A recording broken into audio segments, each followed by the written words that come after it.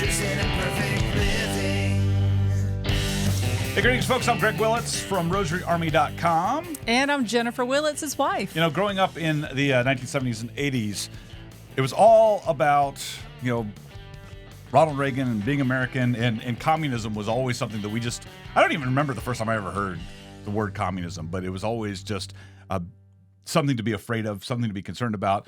And then, we're also growing up in a time frame where you could have a movie like Rocky IV, right, where it's like Rocky is the epitome of America versus Ivan Drago, the epitome of Russian communism. And there were all these, fear stories. I mean, there were always all these movies. There was always this sense of like, what in the world is going on over in Russia primarily. But, we were born in 1970 in the midst of the Vietnam War and the fight against communism in North Vietnam. The understanding of communism was always there as a kid. And yet, as we talk about with our guest today, when the fall of the Berlin Wall happened, it only took a few years before communism wasn't as much of a fearful thing anymore. If you think about it, it's kind of interesting. It's like the fall of communism and then the rise of things like Tetris. Well, Russia is great. Tetris is, there's this thing, right? And Billy Joel flying over and doing a concert in Russia, but that was still when the wall was in place. There was kind of a lessening of it, and you felt at one point that there was a greater connection in the world, and even sort of a reconciliation feeling. I felt, at least in the 90s, I felt like there was something better going on, and things are improving. And then it really wasn't until in the last 10 years or so when suddenly there seems to be this upswing of a focus on communism again and socialism and Marxism all over again. And so it seemed really appropriate for us to have Kristen Van Uden joining us on the program again. She was on the program in the past with us. This is the first time we had her on camera, which was great to be able to see her and talk with her that way. She has this new book, When the Sickle Swings, Stories of Catholics Who Survived Communist Oppression. She's the editor of CatholicExchange.com, which is a nonprofit run underneath Sophia Institute Press, and she's the spokesperson for Sophia as well. Just very well-spoken young woman who's able to speak and help us to understand the state of communism in the world today, and what are we as Catholics supposed to be doing to counteract it, and what are the ways that we can better understand the ways that communism has hurt people, including Catholics around the world, through oppression throughout the centuries. And so we're going to be talking with Kristen about When the Sickle Swings. So Kristen, last time we had you on the program, we were talking about Father Dolindo Ruotolo, some of his works, The Diary of St. Gemma. And you're still at Sophia Institute Press, not just helping with all of their communications as a spokesperson, but on top of all that, you also are the editor over at CatholicExchange.com. I feel like you're helping to develop this global empire over there. I don't know how you're juggling all this. Are you still doing stuff with CatholicExchange.com? I found that really interesting when I saw that. Yep, I am. And so it's been quite the year. A little overwhelmed. When I saw that, and I didn't realize how Catholic Exchange had become a part of Sophia until like a couple of years ago, that was something that was on my radar years ago. I actually wrote it might have been one of my first like public articles anywhere was for Catholic Exchange, like back in 2004, 2005 timeframe. It was kind of vintage. Yeah, very vintage. And so like as I was preparing for this, I was just like out of curiosity, I'm over there and I'm like, people say they Google themselves. I Catholic Exchanged myself. I typed in Willits, or my article's still out there, and they are. So they're totally. I have to go look at them and make sure we have a good picture up for you. They're totally outdated because it was like I was writing an article about like a Happy Days reunion that was on ABC 20 years ago. So that kind of tells you where things have been. And wow, what a blast from the past. Yeah, just a little bit. That's always where I should be. The internet is forever. Yeah. But probably the biggest change since last time you were on the program was that you got married. So congratulations for that. I did. Yeah. Yes, thank you. Yeah, 2023 was a big year for me. So I went from one impronounceable last name to a new one. So my new last name is Thériault, which is French, and wrote this book and planned a wedding and multiple other major projects all in 1 year. So still catching up from all of that, but lots of good things. If people go looking for the book, they want to look for Kristen Van Uden. But if they are looking for, what are you going to do with the name? I always think that's kind of weird, especially in Catholic circles.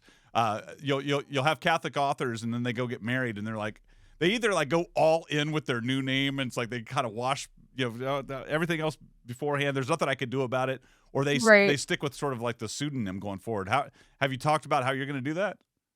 I maybe haven't decided yet, like if I'm going to, publish with both or just my new last name, because they're a bit unwieldy. Each, on their own are kind of long-ish, 3 syllables. So, I know it's quite the conundrum because people have a short memory and forget who I am. And I mean, with Van Uden, if you met another one, you like asked them, who is your father? We're related. But there are actually more Terrios in the world than Really? Van Uden. So, I saw a sign the other day for some business with that name. I was like, this is a totally new experience for me. So still, maybe the first one that E has met, but nowhere near in the realm of, yes, okay, actually we're on a scale of 1 to hemophilia, how closely are we related?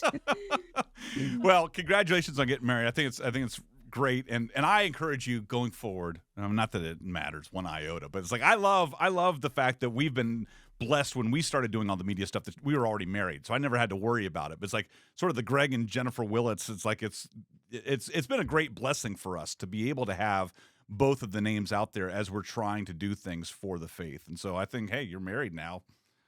Lean into it. I think Embrace it. I think it's awesome. I'm very happy for you. It was exciting. It was funny actually when Sophia sent us an email confirming you were going to be on. When we started the whole process of arranging it, it was with Kristen Van Uden, and then they sent me an email saying, "Okay, well, Kristen Terrio is going to be on the program," and it's all. And I'm like, I didn't send an invite to any Kristen Terrio. That's where the confusion. Well, but it only took me about 3 seconds of confusion before I went, she got married. That's fantastic. And I sent them an email. It's like, this is the same one, right? Yeah. So it was pretty cool. That's exciting. So let's talk about the book, because there's so many ways that we can approach this right out of the beginning. It's like, number one, you're a millennial and you're writing a book about communism, and you don't necessarily see your generation of Catholic writers tackling this kind of stuff, but there's a need for it at the same time because of so many of the statistics that you point out and that we hear from other places of how your generation in particular, and I'm not like pointing it at you like it's your generation, but how many people in your generation, they have a different viewpoint of communism and Marxism and all of the things that growing up for Jennifer and I in the 70s and 80s, we were just like, well, we're Cold War babies. We were used to the conversations of communism being bad and how threatening it is, to the point where when the wall came down, we quit talking about it. And then it seems like that's this ebb where it wasn't a concern anymore, that it somehow over the years then became attractive again. All right. All that with a setup of how did you get interested in all this in the first place? You did Russian studies and history in college, and this really seems to be directing your writing. What's the personal connection, or was there a moment of inspiration that made you want to start focusing on communist oppression, and how did this influence your approach to compiling all of these essays in the book? Yeah, so first of all, kind of jealous that you remember the Cold War and witnessed it. That'll be an experience I never get to have.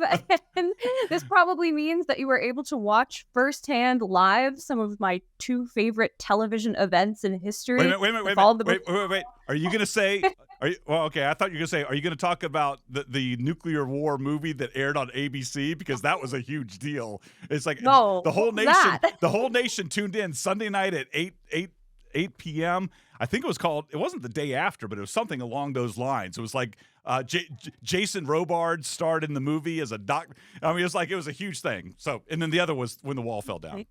Yes, that sounds familiar. No, my second place was going to be the execution on Christmas Day of Nicolae Ceausescu of Romania, which was also televised. So that's one I don't know. I don't know about that one. I remember the wall falling down. I remember read all about it. Yeah, let's talk about that a little bit. But I remember very well when the wall fell down. I remember I was living in Cincinnati at the time. I was in college. I remember exactly where I was sitting when I read the first article. I could tell you what I was eating as I read the article of the wall coming down. I was reading the Cincinnati Enquirer coverage, front page story, and I was eating a chicken sandwich at Hardee's. And I sat there in a back booth, and I actually started crying when I read it. It was that moving to me to know that finally had happened, and to see it, and to get it from a newspaper, no less. I mean, we heard rumblings of it on the radio, but to actually read, this is what happened, and that's how we were getting it at the time. But tell me about, did you just learn something new? Yeah, I didn't know that you felt that way, because when I saw footage of the wall coming down, I came at it from a different point of view. I was just a typical, girl in history class who didn't really care about history. I remember thinking, oh, this is so boring. Now I think history is super interesting and cool. But when I was a teenager, I didn't really care for it. So when I saw the footage of that event, I was like, wow, that seems pretty cool. People are really happy about this, and I guess I feel good. It seems really important, but I'm going to go out Saturday night with my friends. And so, that was my very sad take of the event. Yeah, it's very different. It reminds me, a journalist whose work I follow on Eastern Europe, Anne Applebaum, told a story, and I'll probably not remember it correctly, but I think she met her husband at the Berlin Wall when it was falling. And I'm just like, that's the most romantic thing I've ever heard. Well, I don't know if it was because, even in high school, I had a bit of an interest in Ronald Reagan. I mean, he was elected, when I guess I just turned 10 years old when he was first elected. But then I was in 8th grade when he was reelected, and so all the way through middle school and high school, he was the president. And so to be able to watch him up to, through 88, and then when Bush got in, all that was all wrapped up in all that stuff that was going on. And so I had an understanding of what was going on. I had a familiarity with it. But tell us about the event that we don't know about, that you just said that happened in our own lifetimes, of an execution that was televised. Oh, yes. So Ceausescu was the dictator of Romania, and this was kind of one of the most dystopian communist regimes. He had just this obsession with dominating the airwaves of TV and radio. So one story in my book is from a family who kind of could see through his regime right from the very beginning, and during his daily diatribes of 3 to 4 hours on the wonders of communism and of his own system, they would just kind of tune him out and do something else. And even that was the small act of rebellion against this regime. But he and his wife, actually Elena, were executed once communism was toppled in that country in the 90s. And they this was happening by firing squad on TV. And it's so ironic because he was someone who really used the television and that technology for his own propaganda purposes, and then for that to be turned, the tables to be turned on him at the end like that. It was also, Romania was very much the show of communism, so he invested very heavily in sports programs, for example. So these just giant demonstrations of fitness and acrobatics, and just very much, again, this is what we think of when we think of a dystopia, of this society-wide visuals of communism. So again, yes, just the great irony of history that eventually kind of came back to bite him. Well, I'm glad you brought that up, because one turn of phrase that I think about, and it largely was also covered in an article that we read about you and your book, was this idea of a poisoned apple, that there is this very sweet and wholesome exterior cover to conceal the poison underneath. And that is a recurring theme with communism. And so that sounds like, what could be wrong with investing in a sports program? This is a good, we can grow in athleticism. And then for Cuba, it was about the literacy program, which I was really super grateful to read about in your book, because I didn't realize it had occurred because I wasn't paying attention when I was in school, apparently, in the 80s. Yeah, that's really the reason why we have you on the program, is to fill in the gaps of the areas where we were out at, we were out at bars drinking, apparently, when these things were happening. It's like, you talk about this execution happening in the 90s. I'm like, well, what year in the 90s? Because I might have an excuse for why I wasn't paying attention to it. Oh, okay. I think it was 92, but don't quote me on that. Yeah, I have an excuse. I could name the bars that were my excuse. So what? Oh, yeah. I mean, what this tells me. Go ahead. It was because there is this need to cover and to have this more wholesome approach that lets me know, there's a red flag right there. Well, if it was so good on its own definition, there would be no need to conceal at all. Exactly. And that's why it can be so difficult to navigate, is this cognitive dissonance. And this was especially true for the church, because in many communist countries, the church properties were seized and the hierarchy was infiltrated to a certain degree. So this takes on a different kind of approach depending on which locale you're in and what time period. But in Czechoslovakia, for example, and I go into this distinction in the book, there was the underground church, which was the true Catholics who remained loyal to the Vatican, refused to collaborate with the communist state. They had to go underground, basically could not function publicly. They did not have access to the church buildings anymore or to any church properties. And they had to secretly ordain and consecrate bishops and priests in order to keep apostolic succession alive, versus what was known as the national church, or in some later years from the 70s onward, pacem in terris, so peace on earth. So again, using this cloaked language of peace and justice and goodness. And that was a church that was basically schismatic for all intents and purposes. It allowed the communist state to call the shots in terms of who was promoted and what they could and could not say from the pulpit. And about 11.5% of priests, unfortunately, defected to this body. And of course, they did so out of fear, out of sometimes a misguided approach that, well, this is as best as we're going to get. So if we want to provide the sacraments to the faithful at all, then we have to play the game and we have to collaborate with these communists in order to just continue on. And they thought they were doing the right thing in some instances, but that it was full of informants from both the clergy, unfortunately sometimes, and the laity. Somebody that I interviewed remembers having to be very careful about going to confession because it was known that certain priests who were loyal to the regime could sometimes break the seal of confession to inform on the penitent, which is just like being unconscionable, of course. And so she would go to a different church every week, try to go at different times, maybe, speak in a low voice and things like that, just as this insurance policy against this chaos where you didn't really know who you could trust. And then among the laity, of course, there was all this social pressure to not attend Mass. So her father, actually, they discovered his informant had been watching him, go to Mass on Sundays. And this was reported back to the party and actually affected him at his job as a professor. So there were not only these overt tactics of oppression, but also just this milieu of living in distrust. And of course, this is one of the great hallmarks of communism in general. If you've seen the movie The Lives of Others, for example, it's about East Germany and basically how the surveillance was so totalizing that their apartment was bugged and you didn't know if it was your best friend, your neighbor, or sometimes even a relative who could be informing on you. So all of this just created this ultimate, just like you said, it's something that on the surface, it's kind of something that is underneath the surface. So all this is going on. And this is really exemplified by a Solzhenitsyn quote that I include in the book, where I'll see if I can remember the layers of this, but he says, "We know they're lying. They know we know they're lying. We know they know that we know they're lying. And yet they're still lying, and we still continue to believe them."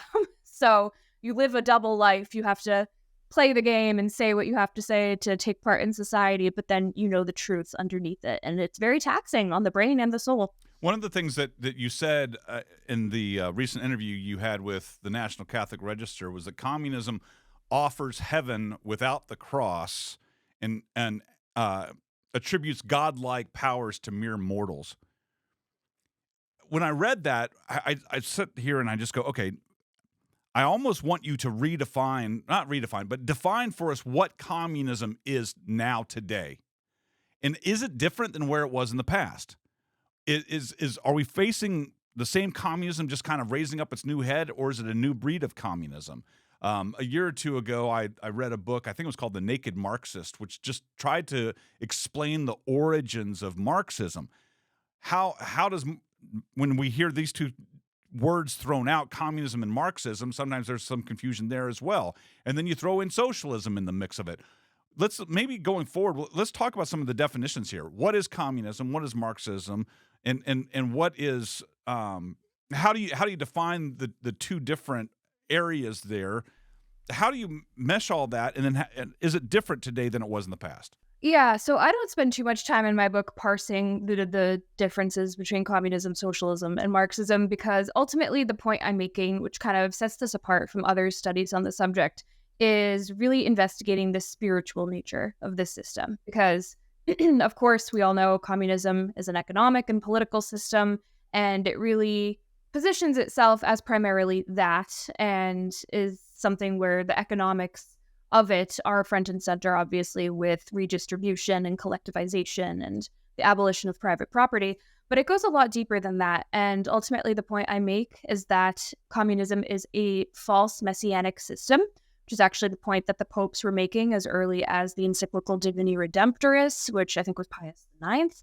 And in the 19th century, even as Marx was writing, the popes were writing against communism and against the system from the spiritual perspective. Like I said in that interview, it does try to promise utopia here on earth, so heaven on earth, which we know as Catholics is impossible, that we're in a fallen world. And while, of course, we want to make it better and we can expect to be reasonably happy, this pure utopianism cannot exist here because of the fall. Even though we've been redeemed, this is something that can only exist in the next life. So this, anytime, and there have been other utopian regimes. So the Nazi regime, for example, had its own version of this. But the point is that, and communism is actually overtly atheist too, so that's another red flag. And well, why is it? I mean, so that's an area like I can understand someone not believing in God, not wanting to have a relationship with God, but to then create a form of government or an economic way of living.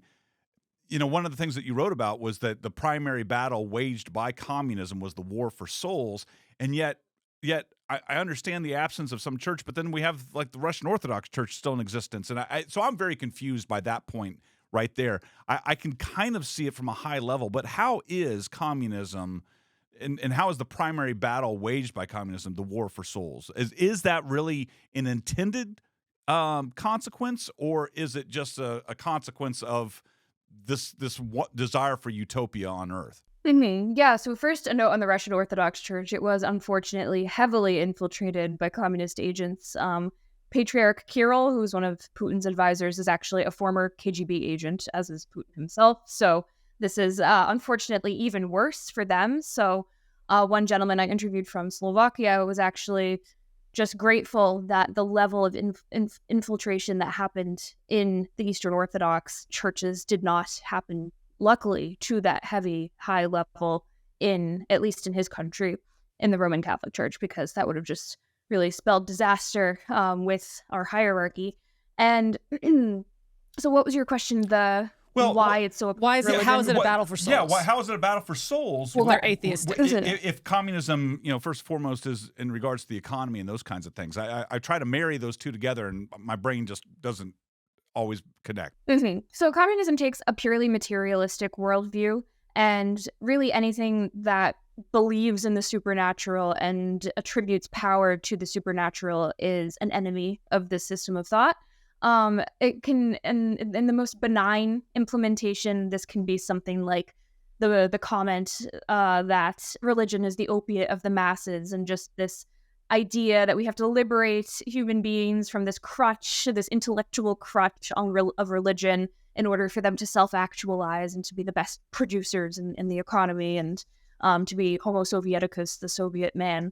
But ultimately, I discovered not only within the ideology itself, but also in the treatment of the church, that this system really goes deeper than just a pure dismissal of religion as something that's pesky and outdated, and ultimately targets souls. At the beginning of the book, I include a quote from a Cuban expat who I interviewed, who says, well, communism tries to steal your property. That's fine. We can deal with that. But it tries to steal your soul. And a few stories from Cuba actually illustrate this quite well. Number one, going back to the poison apple chapter, is this scene that would enact itself in Cuban primary schools, really from Castro's seizure of power on. And in this act, which the teachers, who are all, of course, party members, would do, they would line all the children up and tell them, stick out your hand, close your eyes, and ask God for a piece of candy. And then, of course, nothing would happen, and the minutes would tick by. And then they said, okay, now ask Fidel for a piece of candy. And the teachers, lo and behold, would go around and distribute candy to all the children, really brainwashing them from a young age that God does not exist, he cannot be trusted, and rather Fidel and the state are the ones who can take care of you and who actually have temporal power. Similarly, and even more insidiously, some tales from the Cuban prisons, and this actually has a parallel in how communist soldiers or guards behaved during the Spanish Civil War, recount that the guards would try to induce the inmates to apostatize. So they were always looking to get inmates to submit to re-education in the political sense, but there was this target towards the religious prisoners, and they would try to get them to make some performative action of apostasy, just, even something as small as the Roman martyrs pinching the grain of incense or the Japanese martyrs being asked to step on the icon. So something that they downplayed and said, just renounce God now, and then we'll let you free, and you can go to confession immediately. And it's like it never happened, and you're free, and you can see your family, and you can go to mass, and it's fine. And some inmates, unfortunately, who were just so discouraged by weeks to months of malnutrition, torture, and just being in prison, fell for this. And if they would apostatize, then the guards would laugh in their faces and say, now you're going to hell, and shoot them anyway, and just break their promise. So, of course, only God can judge that soul under so much duress, but it's kind of, as they say, saying the quiet part out loud, where if you are just a materialist who believes that religion is just fake and something that is annoying and really not to be concerned with, then why are you taking this extreme position in order to target souls in a state of grace and to take glee out of the thought of damning a soul? Well, one question I'd have for you is about this idea of communism never delivers on its promises. So if it never delivers on its promises, how is it that people are still attracted to it if there's never any fruit of receiving the goal? If it's never realized, then how is it still thriving, I guess? Yeah. Well, there's always the old line of real communism has not been tried yet, which we hear over and over again. Karl Marx in his own writings famously said that under real communism, the state would wither away because the conditions of utopia would be so perfect that there would be nothing for the state to do, no faculty for it to perform. And this has never happened. Of course, all communist states have become authoritarian and totalitarian, or some combination of the two. And of course, the death count of communism is also a testament to its false promises that only, as the popes knew at the beginning, that this bad ideology could only bear bad fruit. But for those empiricists among us, this is something that is really not looking good in communism's favor. The Victims of Communism Memorial Foundation in DC estimates the death count at over 100 million in the past century alone. So that speaks for itself. Well, in speaking with the survivors of communism that you have when compiling the stories for your book, what was the strongest takeaway you got, common theme between them all? Yeah, the strongest takeaway was somewhat surprising because everyone goes into a study of communism thinking of these great moments like the Berlin Wall falling. And while I do cover some of those in the book, such as the fall of communism in Czechoslovakia, which one of the people I interview was actually directly involved with, their Velvet Revolution, the message is always that your number one priority is to save your own soul and to protect your own mind from the propaganda of communism. And then beyond that, any temporal victory is they attribute to the power of God, of course. Mr. Miklosko, who is the Slovak politician I interviewed involved with the underground church there, talks of the Velvet Revolution as a biblical miracle in his words. So this is something he definitely saw the hand of God in, but these temporal victories are sort of extra. Like, obviously, they're very wonderful and something to rejoice in, but there's no point in defeating communism if you allow it to destroy your own soul and your own humanity. So that was really the first frontier, was to reject that very seductive propaganda that this is a messianic system, and that even if you didn't believe in the system, to reject collaboration, because it was so easy to just do what you had to do and join the party even if you didn't believe in it, and then live that cognitive dissonance of doing something you know to be wrong. So to not allow this system to get you to sin, basically. and to fear sin more than you fear worldly powers. So it really put it in perspective, especially for us in the West, where we're often asked to make these moral compromises on kind of a daily basis, that this is a slippery slope. And, once you start doing it once, it's kind of this piecemeal apostasy where day by day you give up a little bit more of the faith until you wake up one day and it's gone. What do you attribute in the last several elections here in the United States? There has been an upswing in socialist rhetoric and even outright socialist candidates saying, they want, and they throw different types of terminology on there. So, well, we're not truly socialist, we're democratic socialist, or we're some other types of socialist. What do we have to fear for some of the rhetoric that is tossed out there now and some of the candidates that are out there? During the last election cycle, we made some comments just about, my own trepidation, again, growing up as that Cold War baby, of fear of some of these things that were being said. And I remember getting an email from someone saying, well, you're just being a fear monger and you're being ignorant. And all the dangers that we're talking about with communism, are they possibilities for some of the candidates that are out there right now espousing that the United States needs to have a greater program of socialist policies, and even Social Security and greater free college educations and all these kinds of free programs? Promises? A lot of promises. Yeah. Yeah, I think full-blown communism is unlikely here with this current crop of candidates. Even those who were communists in the 70s, like Bernie Sanders from years ago, but are supporters of communism. I think one example that might be helpful for us is of socialized healthcare in the UK and how that has gone downhill, and also in Canada. So for years, of course, you would hear this argument that the wait times are worse, and while it seems like such a wonderful thing to be able to have free universal healthcare, that in actually the practicalities of this, it makes things worse for the individual. And so there are several new things that have happened in the past years to drive this point home. Number one was just this past year, the case of the baby, Indy Gregory, in the UK, who her parents wanted to get care for her disease, and the Vatican hospitals actually even offered to allow her to travel there. And Giorgia Meloni gave her Italian citizenship to be able to leave the country and go and get care. But this death panel of judges in the UK deemed that not a good use of resources and condemned the baby to death, essentially. And unfortunately, she died a couple months ago.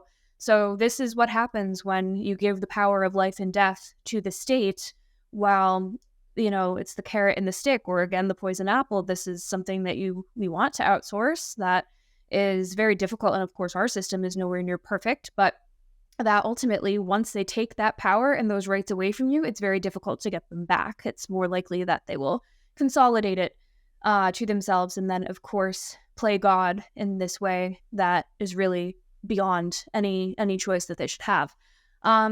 In Canada, the fruits of their socialized healthcare we see are now coming to fruition in the MAID system, medical assistance in dying. So this is just this horrific dystopian reality where ultimately, when you boil it down to its economic terms, they're telling those who are disabled that their lives and their expenses on the dole of the public healthcare system will be too much to justify keeping them alive, and that it would be cheaper and better for everyone if they were to just die. And we'll help you die, but we won't help you get the care you need. So many testimonies from MAID, I go through these, there's a hashtag on Twitter of people, I am the face of MAID, and a lot of them really want to live, and they even voice this, that they want care and they want some help in getting their quality of life to be better. But ultimately, it's cheaper, and it is cheaper, and that's the scary thing, is it is cheaper, probably, for them to die. Although I'm not sure if the studies have come out about that. But this, again, is number one, a moral degradation, and also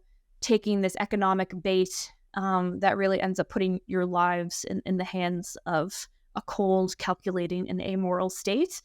And obviously none of this could happen without the moral degradation and spiritual loss that has happened really over the past century.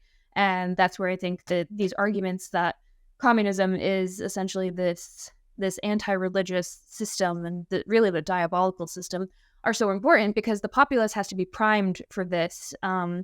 This ultimately, this extreme relativism, this dictatorship of subjectivism is what got us here. And if people weren't bought into the system and didn't view quality of life and the right to choose as the ultimate good, then it would be more difficult to enact this from above.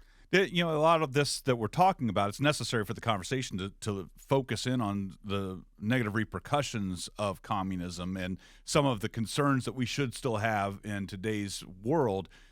But the focus of your book, in many of the cases, was to tell the stories of people who survived the communist oppression that they encountered, and their faith lives, while they may have been persecuted and some people gave their lives and martyrdom followed. Talk a little bit about the glory of Catholicism in the lives of these people that faced this oppression and overcame it in various ways. Yeah, the glory of Catholicism in many of these lives was really embodied by the blood of martyrs as the seed of the church, because it was very subtle and oftentimes did not have a huge worldly impact within their lifetimes, although sometimes it did, as in the case of the Bay of Pigs invasion, for example, or in the Velvet Revolution. But one story comes to mind, and this is someone that I did not interview because he is dead, but whose story I include in order to kind of prime the scene set the stage for what people were experiencing in Czechoslovakia. And this is the story of Father Joseph Tufar, if you remember that one. He was a priest of the town of Chihost, which is the small village.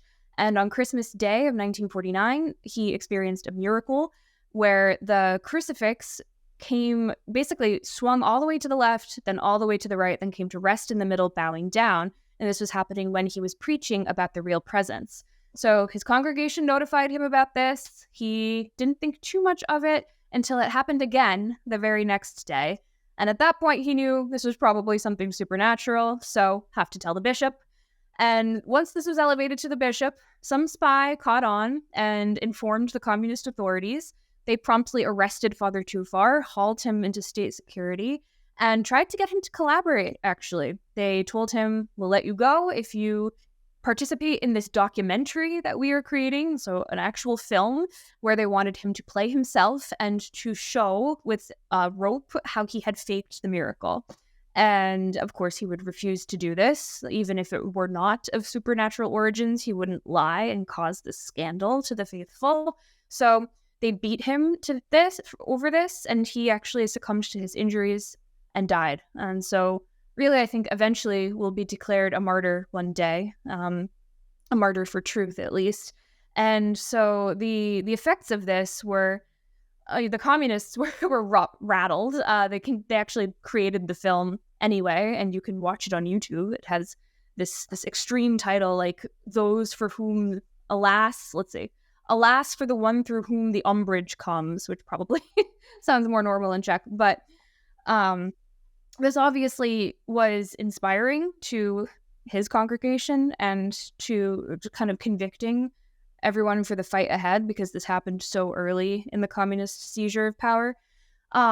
Other figures such as Cardinal Mindszenty from Hungary, who spent years in communist prisons, and then a little closer to home for our stories, Bishop Karl Skupy, who was from the Czech city of Brno.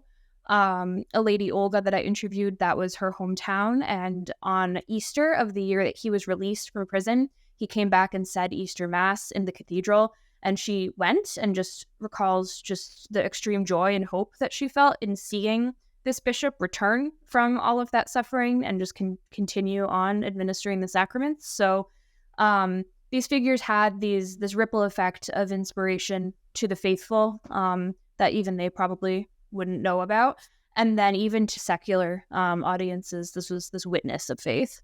Are there communist hotspots still in existence in the world today? You know, communist China obviously comes to mind. I think about some of the weirdness that happens with our church in China and Hong Kong in particular. Are there other, maybe lesser known communist hotspots that we should be kind of more aware of than the typical Catholic is in the world right now? Yes. So there's about half a dozen still overtly communist countries. So North Korea, obviously, being the worst and most dystopian, probably. China, as you mentioned, Vietnam is still communist. Nicaragua, actually, I had a few stories from Nicaragua that I was unable to include in the book because the situation has become just horrible for Catholics there, with priests being targeted. And so it was just unsafe to include those. Cuba, obviously, is still communist. So even after the deaths of the Castro brothers, it still continues to suffer under a communist regime with political prisoners and obviously the poverty that has existed there for half a century. Probably forgetting a few, but those are some of the main ones to keep in mind, especially because many of these countries are Catholic. And as we know, the Catholic Church in China has been suffering for years, and Cardinal Zen and everything he's been through. And those of us who are Catholic outside of these communist territories, it's easy to feel a little helpless sometimes. So what hope can we take from when the sickle swings? What is it that we in the free parts of the world celebrating our Catholic faith, what is it that we can be doing to help our brothers and sisters who might still be persecuted underneath various communist regimes? Yeah, I know. It's really hard because these countries are often so closed in on themselves that it's impossible to get word in or out, even with updated technology. But this issue is something that is obviously very near and dear to the hearts of especially the Cuban diaspora. So it was really interesting to hear their perspective on this. I met with a lot of people who were either born there themselves or were first generation born in America, and they have the ability to send material help back and forth, and also obviously to send prayers. But this is something that was really encouraging, is that they really view spreading awareness about these horrors and spreading these inspirational stories to be this act of resistance. So a gentleman, Arturo, whose story I include in the book, refuses to call himself a victim of communism in any way. He refers to himself as either a survivor or a fighter against communism. The Bay of Pigs Museum in Miami is somewhere that I went and interviewed some survivors and some veterans, and they are very eager and willing to tell their stories and to raise awareness, and especially to combat the really lockstep educational deficit as it regards the true nature of communism. That really, I know you mentioned millennials at the beginning, but the boomers were the ones who were all, commies on campus with the Che Guevara t-shirts before it was cool. So this has been something that's been going on and has been a concerted effort to neutralize communism and to make it something desirable among the youth since the beginning, really. So all of these ideological and just speaking the truth has, again, this ripple effect that will, if it doesn't have some material sort of effect on those countries, will help in the long run, especially in the spiritual sense, just offering our prayers and just equipping ourselves with this knowledge and with the education. Well, that part alone right there, I mean, Kristen, honestly, you're doing a tremendous service to the church right now, because this is not something that is being talked about, going through your book and all of the stuff I was reading that you've been doing leading up to our conversation today. It's very much a big gaping hole right now, I think, of this discussion. And so the fact that Sophia wanted to take on a book like this, had you do the work that you did on it, and you're continuing to talk on it, where do you see, I mean, I want to talk a little bit about your Substack. You have a Substack, onthewheel.substack.com. Do you talk about these things there as well? Or what? I feel like you need to continue the conversation somehow. What are you going to do next in regards to bringing awareness of all this? Yeah, thank you. No, my Substack is woefully under utilized at the moment. I haven't posted since I got married because life just got a little crazy, but posts will be forthcoming, I promise. But yes, I actually have, since the book went to press, several new leads of people who are survivors of communism who wanted to tell their stories and just unfortunately didn't get in time for the book. So one of those I'm really looking forward to pursuing actually has to do with a family who escaped Poland. I really wanted to include Poland in the book, but despite having many Polish friends, wasn't able to secure any interviews this time. So maybe have that story in written form in the future. I'd also really love, and I'm not sure what form this will take on, but to do some sort of virtual archive of interviews, because as powerful as reading the stories is, nothing really beats having the conversation and just seeing the emotion in people's faces and hearing it in their voices as they recount their stories. So I would love to do some sort of documentary film work, or at least, a YouTube channel in the very least. Because I make this point in the book, for what I study in the 20th century, one of my sources, and for this book, it was my main source, is oral history interviews and these personal remembrances. And these are really underutilized in terms of the history profession, that they're really only available among people who are still alive. Oral histories were taken as early as the 1930s. There was a famous study that was done that took the oral histories of former slaves in the United States about their experiences and then their freedom. But as far as the archives go, those are kind of the earliest recordings, and this technology has just not been available. So you get a really deeper and much more intuitive type of source where, of course, interviews come with some not downfalls, but things to be aware of, such as memories and how memories can kind of be different and remember things differently than what the written record would tell us, and just the emotional and psychological aspects of that. But really, one of the urgencies I felt in completing this project was that these survivors and witnesses will not be with us forever. Many of them, especially, I interviewed a lady named Teresa for the chapter on Hungary, and she was largely drawing from her mother's experiences. Her mother was 104 and passed away a few days after the interview, actually. So these are living memories for now, but they won't be within a decade. And I just really felt compelled to fill in the historical record, especially for a century that was defined by such chaos. And when you're fleeing under barbed wire, you don't really have time to write things down or to create a documentary trail. So these interviews is where a lot of this experience lies, not only for the historical record, but also to hear the way people speak about their faith and to encourage us in that way. Did you record when you were doing these oral histories? Were you recording it in audio, video, or how are you capturing it? Yes.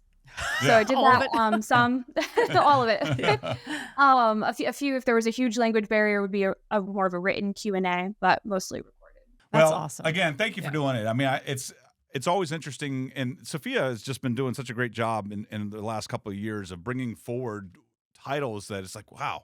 I was editorial director for a Catholic publisher for a couple of years, and so it was part of it was trying to figure out what are the books, what are the stories that are needed to be told.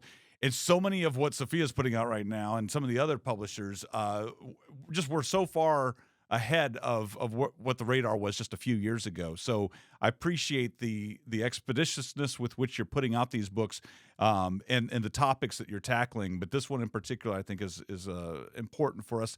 Again, for us, Gen Xers who thought all this was said and done with, and it suddenly has been creeping its ugly head again. It's good to be refreshed on this on this tyranny that still exists in the world, and that we still have a role to play with it. So thanks, Kristen, for doing the work, and thanks for being here today. Oh, of course. Well, thank you so much for having me. It was a great conversation, and hopefully we'll talk again. Kristen actually paid attention to history class. You could tell when she was at college. She actually took the notes and she memorized the facts, unlike other people who. She loved it. Hell, Yeah. But I was very encouraged by her explanation of the oral histories technique that she described toward the end of the interview. And in a way, we kind of participate with an oral history by sheer fact that we've been podcasting for so many years, because we are trying to create our archive of our stories of what it's like to raise a Catholic family in this world, with all of its struggles, with its trials and its joys, because we know that there's something unique about the storytelling nature of the medium of just talking about it. Not that the written word isn't good. Obviously, a written narrative is very, very helpful, but you get all the nuances when you hear the tone, when you hear the emotions behind the stories. And so I never really considered that is a unique way of absorbing the events of the past, and in terms of getting the historical narrative through the oral tradition. I mean, we as Catholics have a reverence for oral tradition because our faith has been passed on largely orally before, the written word and literacy really grew in its prevalence in the last couple centuries. Scripture and tradition, right? Exactly. Tradition in great part was oral tradition. until, as you said, it was starting to put down and the council started to be formed, Yeah. and we had something more formal and canonized and all those things. But it was a great conversation. Thank you, Kristen, for being on the program. We really do appreciate your time and the work that you've done in this area. Just very enlightening. I mean, when we finished the conversation with her, we continued talking a little bit, and just it's so deep. It rides on you. I feel a little bit like I did when I was younger and trying to understand these topics way back then. And like a couple years ago, I don't know why I felt compelled to pick up that book that I did. I believe it was called The Naked Marxist. I had it on the bookshelf for a while, where it's basically just trying to... No, I thought it was The Naked Communist. Well, there's two different ones. There's a naked Marxist, naked communist. And now you got me confused. I don't know which one I picked up. But the idea is laying bare these things is why it was titled that. But it is something I think it's important for us to have an understanding, because it's very silent a lot of times on how it works its way into to cycles. And you have to be able to recognize it in order to avoid it successfully and not be a party to it. And so I learned so much. I mean, her book was well written, very easy to read, even though she is tackling a very complicated subject, but she really brings it to a modern audience in a very, very helpful way. And I'm so appreciative, because when she did it through stories, that's why it's so approachable. That's the best way. It's like, talk about the journey home. That's part of the appeal, is when you share your witness of something like what brought you into the Catholic Church. Well, hearing these stories of these survivors is compelling. And it also just fills you with a lot of hope that should you come to encounter some similar persecution or oppression in your lifetime, that there is a way through, and that preserving your soul is of paramount importance, because they want your soul. The enemy wants your soul. Well, one way that you can help preserve your soul, schoolofmary.com, of course, is part of Rosary Army's free resources that are available to help you grow in your faith. And we have resources to help you to deepen your spirituality and your faith in Jesus Christ, particularly our total consecration resources, but a lot of other things as well. So go make sure, if you haven't already, sign up and check out schoolofmary.com. It's completely free and it's completely available to you today. Thank you to all of our donors who make it possible for us to do that. If you'd like to be a donor of the work that we do with Rosary Army and School of Mary, please go over to rosaryarmy.com/donate. Thanks again to Kristen Van Uden for being on the program, or Kristen Terrio, her new name. I've got to figure out which way she's going to go. One and the same. She's her alter ego is one of them. I don't know which one is going to be the alter ego and which one is going to be the true Kristen. Thank you, Kristen, for being on the program. Thank you for being with us today. Make sure you're praying your rosary every single day. And do whatever it takes to be holy. That was the wrong button, but you get the picture. See you in a few days, folks. God bless.